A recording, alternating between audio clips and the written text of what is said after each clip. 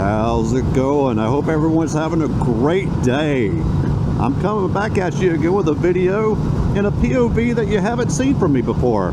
So this is going to be brand new. This is my first moto vlog video. Let me know what you think about it. Let me know how I can change some things maybe. So let's dive right into it. A few weeks ago, I decided that I wanted to get a camera to start moto vlogging. And I looked at like the GoPro, Insta360, and a couple of other brands, and I finally settled on the DJI Osmo Action 5 Pro. So I ended up ordering it. I got the camera. I got the chin mount for my helmet that you see that the camera's on. I got the wireless mic for it, and this Bluetooth remote control here that I have mounted on my handlebars. So overall, I've been pretty happy with the camera itself. The hardware is actually pretty damn good in my opinion. It's certainly less expensive than a GoPro, but the problem I'm having is with the brand itself and the things that the brand does to the camera, to the software and all of that. And what I mean by that is, when you purchase this camera, you're going to get a great camera in the box. You're going to get a lot of good accessories availability. Everything seems to be very well made. When you turn the camera on for the first time, it's going to prompt you to register the camera. How do you do that though? This is something that's not really well talked about on places like Amazon, where I've purchased this camera, or even on the DJI site itself. It forces you to download what they call their DJI MIMO, M-I-M-O app. And that's all fine and good maybe, but I'm an Android user. That app is not listed on the Google Play Store. You have to download it as an API directly from their website, which is, to me, sketchy as fuck. So I started looking into that, if there was a way that I could register the camera without downloading the app, and there's not. And the camera will allow you to use it like 5 times before it basically bricks itself until you register it. So then I started looking into the app. I started reading some security reviews of the app. It seems like DJI will not produce code for that app that will pass the Google Play code review. And it asks for all kinds of information that the app really has no business asking for, such as the IMEI number or registration of the phone. There's been reports that I've read that the packets that it's sending back and forth to Chinese controlled servers effectively contain things such as contacts information.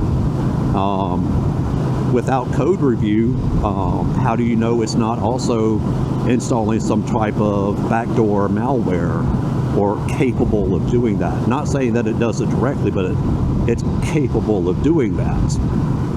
That was almost a deal breaker for me. And if I wasn't in the position that I am, it would have been a deal breaker for me.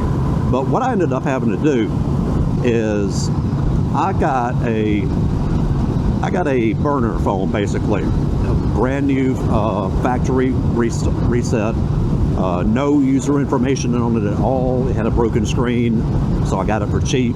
It was a Google Pixel 7 or 7, their big one, 7 Pro or whatever it is. So I got that.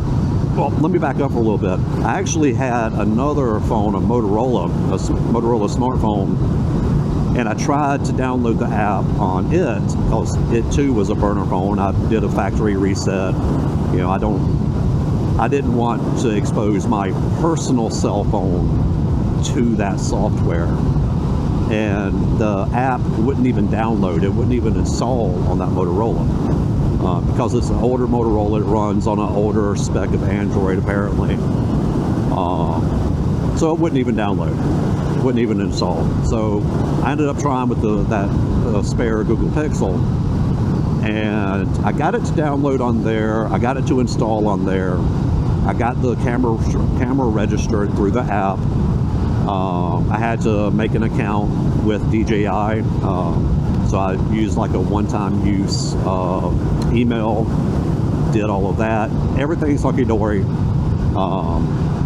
and basically I haven't turned that phone on since. And I've had the camera now for like a week and a half, and just about every day I've been going out on little short rides, testing it out, trying to figure out camera settings and mic settings, and then dumping that film into DaVinci Resolve. Now I'm trying to learn DaVinci Resolve as well.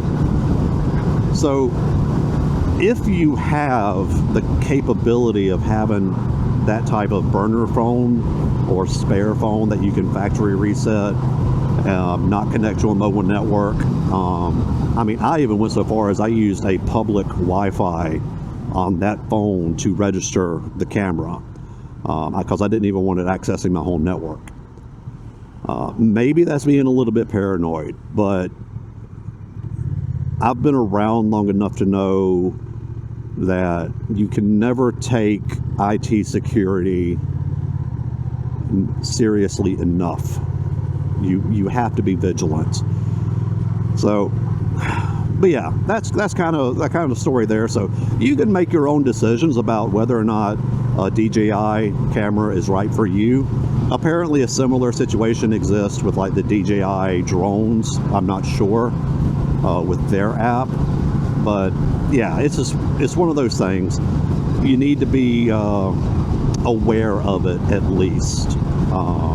It's just really sketchy to download a app from an inherently insecure source, such as a website, onto your mobile device that doesn't go through like your Play Store or your App Store or something like that. It's just inherently sketchy, and I don't trust them. But anyway, what are we doing today? That's what you've come here to say. That's what you've come here to, see and hear me talk about. Well, today it's been a really nice day. It's February 8th. You see a few clouds in the sky, and man, it's such a good day to get out and ride. So I decided to do that. And the benefit or a plus to it is a town just down the road from my house. There's a little bar that does live music, and they're having like a death metal tech death show tonight with 4 kind of local Atlanta and Macon, Georgia based bands. So I figured I'd go, $20, see 4 bands I've never heard of. I listened to a couple of songs each on Spotify of them, and they seemed all right, so I give them a shot.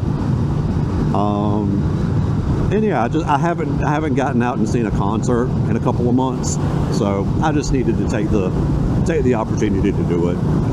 Seeing live music for me is definitely one of my happy places. I've been really focusing a lot more on the death metal side of shows in the last 4 or 5 years. I've always listened to death metal, stuff like that. I've been listening to Behemoth for years and years.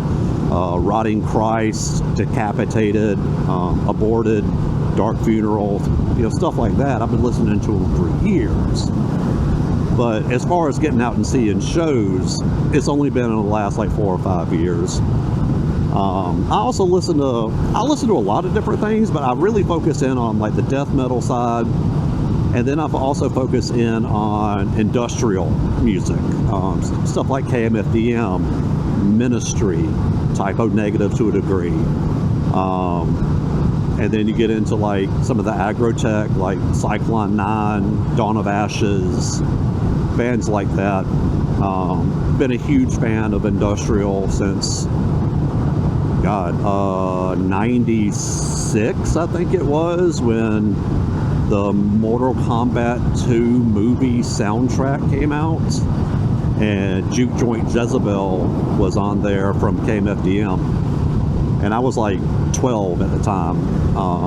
I remember hearing that soundtrack and just being absolutely enamored. And that soundtrack was just filled with absolute bangers from, like, I think Bile was on there, I believe Chem Lab was, a bunch of really awesome industrial electronic bands. But yeah, so that's what I'm doing. I'm going to see a fucking concert. You know, there's a place just down the street from the place called the Rookery in Macon. Apparently pretty famous for like their bar food situation. Apparently really good for drinks. I don't drink anymore. I've been sober for a little over 15 years now, and but I'm cool to be around it, and I like bar food, so I'm going to go try that out before the show, and we'll just see how it goes.